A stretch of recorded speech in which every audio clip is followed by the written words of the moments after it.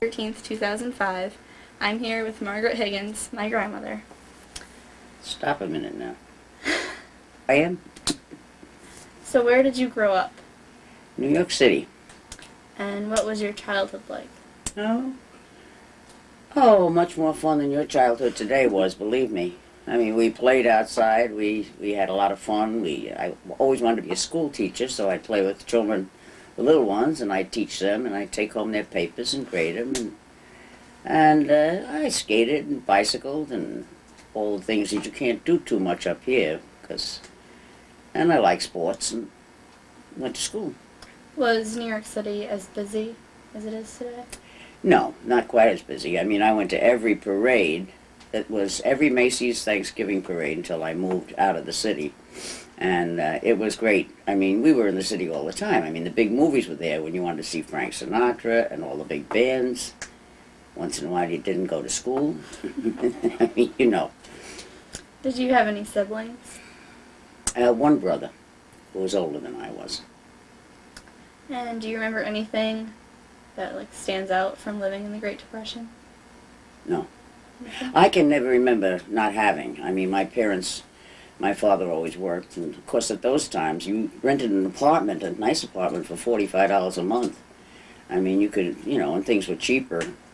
Quart of milk was maybe 10 cents, 15 cents. But, and today, and we grew up differently. We didn't want all the things that kids today have. We didn't have those things. You had a ball, and you had a bat, and you had dolls or whatever, but there was no... You weren't greedy? No, not greedy like today's children. So, did you notice any difference from after the war started? Because you said you didn't notice not having anything. Oh, well, after the war started, I was older. I was perhaps your age, or, a little younger. Perhaps your age, I think I'd say. And things went on rationing.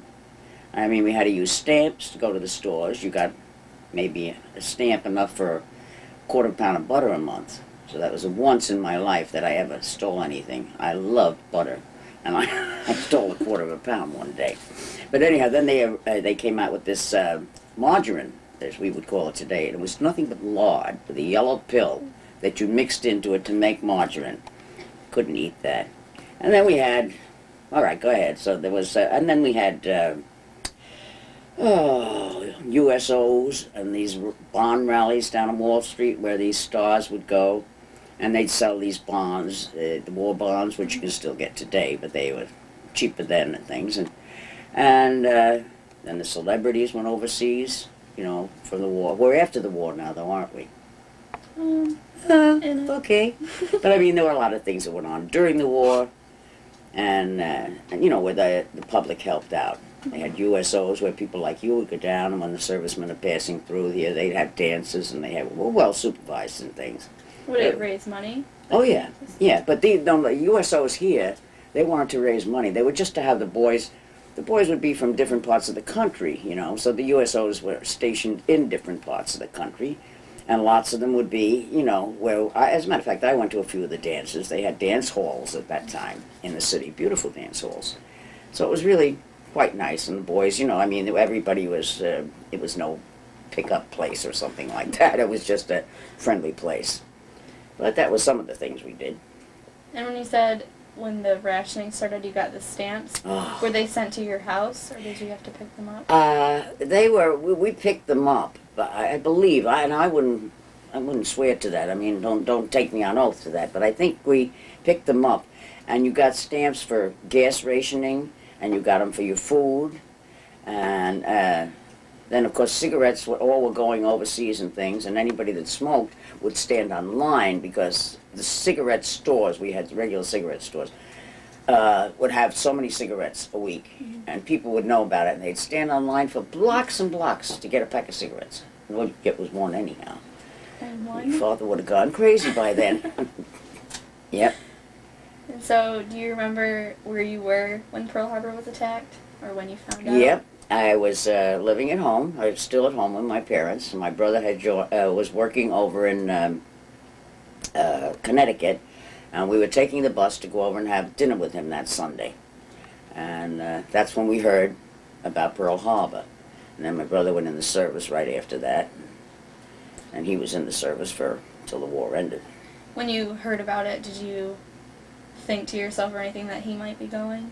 Or did Oh, it your was family? terrible. We knew something was going to happen. I mean, because the amount of people that were killed in that was absolutely terrible. And I mean, everybody was just at war. We had to get right into it. I mean, we had to. There was no stopping that. So. And did you think at the time that the U.S. should have been in it? Yes, definitely. And besides your brother being in it, did you personally know anybody else? My favorite cousin that I was very fond of, we spent a lot of time together, he was killed. His plane was shot down over Africa and he was never even found. So. Did you keep in touch with your brother? Yeah, until he moved, well, until I moved up this way and things. We never, he was 4 years older and we were never too close. We were close enough, but he lives in Florida now. He's still alive. I talked to him a year ago. Do you remember, like, if you would send letters overseas, if your parents would, Oh. how long it would take? It wasn't too bad then. That wasn't too bad. He'd get the letters and things. I mean, I used to write to him all the time. Mm-hmm. As a matter of fact, one time I sent him some tripe. Now, tripe is a meat. You know, it's a cow's stomach, and I like that. And I cooked it, and I said to my father, I'm going to send Billy some tripe. He says, oh, he says, don't be ridiculous. I said, yeah, I'll put a little bit in the envelope. But he got our mail. We were sending. Then I wrote to a few of the other boys I had in the neighborhood. I wrote to them, too. So everybody wrote to the boys then. Everybody. You should be doing that now, too. What kinds of jobs did your parents have? Like, did their jobs change from before the war to during it? No, my father worked for the, excuse me, Hearst newspapers, the journal and things for years and years. And then, oh, God, a long time later, after the war and things, he went with the World Telegram. And he was always in the newspaper business. And my mother was a bookkeeper. And around the wartime and before the war, she was one of the first bookkeepers to run a machine. They were called Elliott Fisher bookkeeping machines.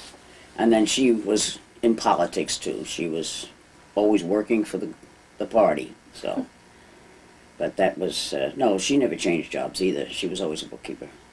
Did you have any jobs while it was going on? Yeah.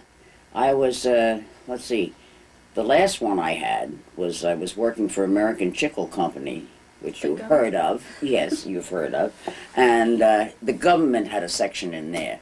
And because American Chicle made the chiclets and things, and then they packed the rations that were sent over to the boys, the K-Rations and 10 and 1 rations, in which they put, some food, you know, non-perishables, and then maybe some toiletry items, and then chewing gum, cigarettes, and so it was all packed there, and we made the payroll out for those people. That was the last one I had during the, the wartime there, because that was right before Billy was born in 45, before my son was born in 45.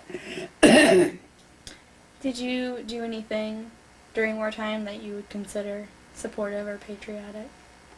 Yeah, as I say, I went a couple of times to the USOs and, greeted the boys, and you had to serve them and things. There'd be, you get them something to eat, and then I did write a lot. I did a lot of writing to boys in the service and things, but other than that, no. Are those things basically what other civilians were doing too? Yeah. And did they have anything like today for the war, how they have those ribbons for the cars? Did they do anything similar like that? No, I think the greatest one was always, you ever heard the war bonds and buy war bonds. I don't remember anything being associated with something like that. And do you remember who the war correspondent Ernie Pyle was? Yeah, I heard of him. He flew a plane, I believe, yeah. Do you remember when he was killed? How you felt about that? I don't think it affected me one way or the other. That's... What about when FDR died? Well, that was kind of a sad thing. I mean, he was pretty well liked president and things. I liked FDR. He was a great speaker and things, and with his fireside chats, he was well known. Mm-hmm. Was it a shock to you that he died? Well, I don't remember it being a shock. I mean, like when Kennedy died, it was a great shock to everybody. But I don't, maybe I wasn't that conscientious about it at the time or something, but I don't remember it being a shock to me. Were there any, like, memorial services in your area for it? There probably were, but I'm not aware of it. And when Truman took over as the president, did you agree with using the atomic bomb? No, I really didn't, but, you know, that's a thing you can talk about forever, too. I didn't agree with it, and I still don't believe in it. I mean, it's such destruction, it's terrible. I mean, you wipe out a whole country with it. I don't think it's necessary. Did you have any grudge against the Germans, the Japanese, then? No, I thought the Japanese were treated quite badly, as a matter of fact, when they were put prisoners of war. They were not even prisoners of war. They were right here in our country, and they were just confined to these little huts that they had to live in. They were taken right out of their homes. They were American citizens. No, I never had any against it. My neighbor. During the war, there were a lot of Jewish concentration camps. Being a civilian, did you hear a lot about them? Yes, we did. Or were there any other, like, news topics that were really well known like that? Probably, then I never even... No, I don't. You were asking me to remember that many years back. I can't remember yesterday. Well, this one's about today. What are your feelings on the war in Iraq? I think it was an unnecessary war, and I don't think we should have gone over in the first place. And I think we should get out of there now. They found no weapons of destruction, which makes another liar out of the president. And I want to see him, and I advise you to watch him Friday night on, I think it's 2020 or whatever the one is there. He's going to be interviewed. The interview will be there, he and his wife, with Barbara Walters, is it? Or somebody. But that's a senseless war. And do you have any other stories or comments about World War II? No, there was a lot of, there was a lot of funny things. When we had the air raid, they had air raids, Mm-hmm. and they had the drills. And we had these men that would go around the streets, because they'd say, you have to dim all the lights. The city would go dark, you had to put your lights out, draw the curtains good. And these men had these masks, this big face on them. They really looked like something. And they had a flashlight going around and they'd see if there was a light that they could see, tell you to turn your lights off. But that was one of the funny things, and there's not much else that I... Do they do those a lot? No, they did it more for the planes. I mean, in other words, you were going to get bombed. You didn't want them to see any lights. Mm. So I imagine it worked better in Europe. I don't know why, but I mean, we had it for a while there, and it was just interesting. A lot of the things they were hard, but they were funny. When you get together a bunch of people on a line waiting for a pack of cigarettes, or a bunch of people with 2 stamps to get some butter or cheese or something, it had its, light moments. You tried to keep, I mean, they throw in the movies then, try to be good and to make people have a laugh, because people were very sad and things, that we lost a lot of boys and stuff in the war, and everybody waited for that telegram. So it was painful, but it's over, and hopefully we won't have a third one. You won't have to see one. Don't be surprised if you do, but I hope we don't. And I'm done. And thank you. Thank you.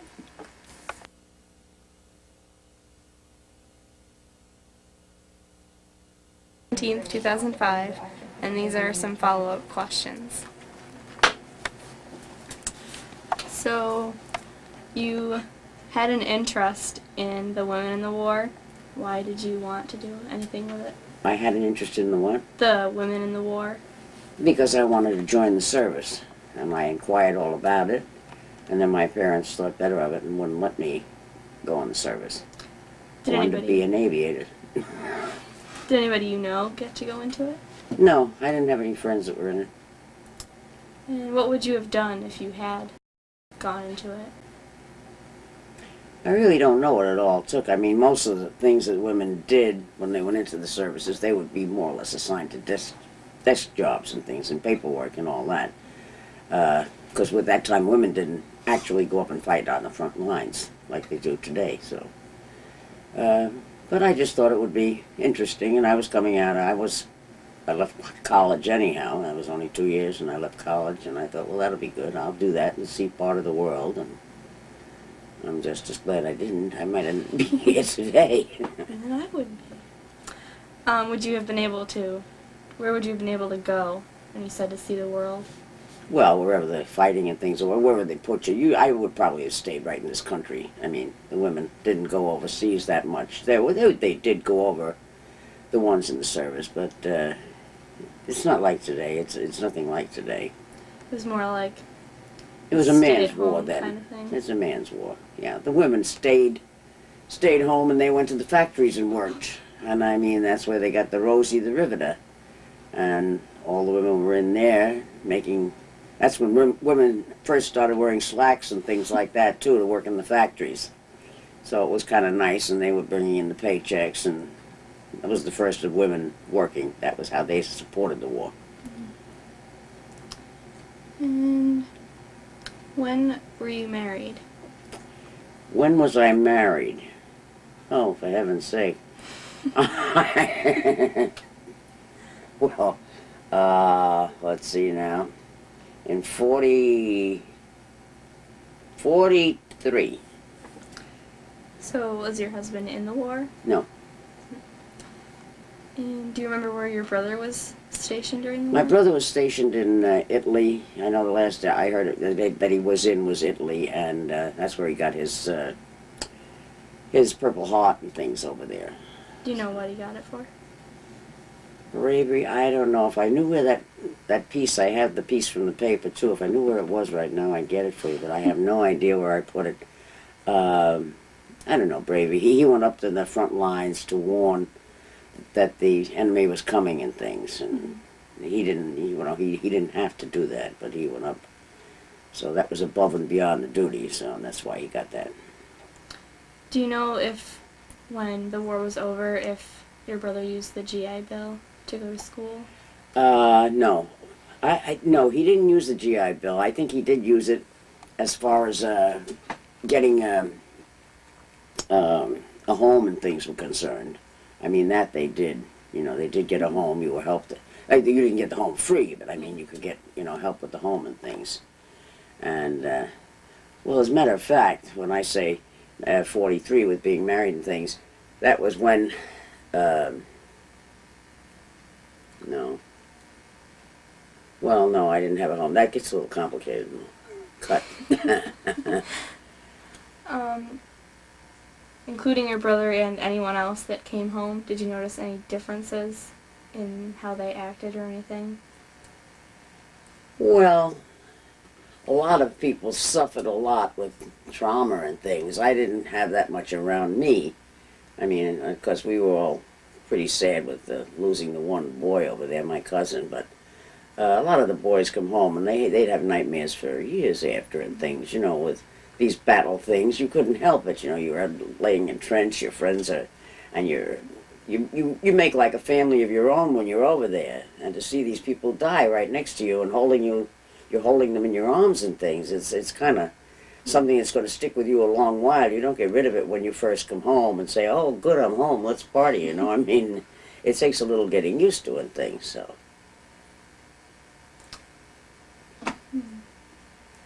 You showed me this card with Gone with the Wind. Do you know...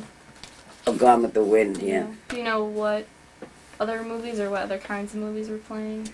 At that time, I think they showed mostly, at that time, a lot of it was musicals. I mean, which, of course, I loved musicals. It was all dancing and singing, and, it was really nice. And they had those kind of movies for, well, this was a big production, though. With Margaret Mitchell wrote that book, and then they produced that, and that was a beautiful movie. But most of them were made to cheer people up, try to give them a little pleasure during the war. We wouldn't want war films and all that, so they tried to get a little bit with this, and that was that with the films. I don't know any others that were really outstanding ones at that time. Were the movie theaters similar to what they are today? No. No, I mean, no, we didn't have big things with 5 screens in one place. You went to the movies and there was one movie and there wasn't too many. I mean, like maybe there'd be one on, we'll say 100 in the city streets, a lot of them are numbers. And maybe there'd be one on 80th Street, and then there would be the next one 170 something Street, and there were 2 different movies. There was Loews, but then when you went into the city, that's where you had the movies with the, oh, I mean, they're nothing like today's. They were great. You had shows, stage shows, along with your 2 movies, and the news, and it was really, really great to see. I mean, it was always entertainment. Even in the smaller movies like you have up here, you would have people on the stage beforehand, whether it be magicians or dancers or whatever. The movies was a treat. You go to the movies and you'd see a show and it cost you a quarter or something, and then you could have enough money to, with your allowance. Allowance, yeah. I'd hate to think of what you people would do with the allowance we got of like a quarter a week or something. Quarter a week you could go to a movie and you could get an ice cream and be very happy. Was going to the movies geared more towards like a family outing, or would you go Yeah, with friends? family went every Friday night. My mother and father and my brother and I, when we were kids and things too. We'd go to the Chinese restaurant or someplace, you know, nice to eat, and then we'd go to the movies. And then come home. When we come out, we'd stop at an ice cream parlor and have an ice cream soda or a sundae, and then we'd go home. It was really nice. Yes, it was much more family oriented then than it is today. Did you have any opinion on Douglas MacArthur? I need to know his cards too. Well, he was a good man, and he was a good leader, and he was, I don't know, you know, as I say, I was not all into the war that much and things, no more than I am today. I don't even like to watch it or anything, but he was a good man, he was a good leader, he's well respected and everything. But I don't have too much to say about him. Since going to the movies was family oriented, was it the same when you would go to the USOs? Well, no, that was strictly, I mean, you'd go down there. It was all women and girls that went down there. You know, I mean, to serve, and some of them would wait the tables, and others would, you know, you would just be hostesses. That's what you were. Making the soldiers comfortable in the place and things. And they'd have bands, and there was music, and there was dancing. And then when it was all over, everybody went their own way. You know, and there were some romances that came out of it and things, but that was something different. You know, there was no nonsense allowed in the place or anything like that. You couldn't do anything like that. You just went home, and of course at that time, I lived in the city and you didn't have a car. You had to ride subways and trolley cars, and a little bit different. You didn't want to be out so late at night doing that. And when you were living in the city, did you live in an apartment, or was it easier to live in houses then? No, I lived in apartments. The city is mostly all apartments anyhow. They did, you know, there were some brownstones, they called them, in the city itself, and then out of the city a little way up into the section where I lived was like Inwood and things, and there was all apartments there. Lived in some nice apartments when I was younger. That's why I say I don't ever remember being hit by the Depression or anything. It seemed to me my family was always all right. Even if you only made $45 a week, we lived in apartments with elevators and everything, and it was really nice. You know, nice furniture in the lobby, and And if you could sum up your experiences as being a civilian during the war, what would you say? I'd say a great big thank you to all the men who lost their lives, and women and everything, that gave up all their time and efforts and working and everything else to save the country and keep us safe. I mean, because they did a terrific job. That was a war that was for fighting. It was worth fighting for, you know. But of course everybody said, no, we didn't need that war really, because whoever thought we'd have a second one after the first one? And we'll undoubtedly have a third one too before it's done at the rate it's going, but that's, I don't know, it's just something that you live through, and you thank God that it never touched our shores here. I mean, we don't really know what war is like. We see it on the television. It looks like a movie to me when I watch it on television. But I mean, we have never experienced it where people are getting killed all around us or our apartments will blow up. And I hope I never have to see it, and I hope you never have to see it. I'm very thankful that it all passed over and finished and not come again. Okay, well, thank you.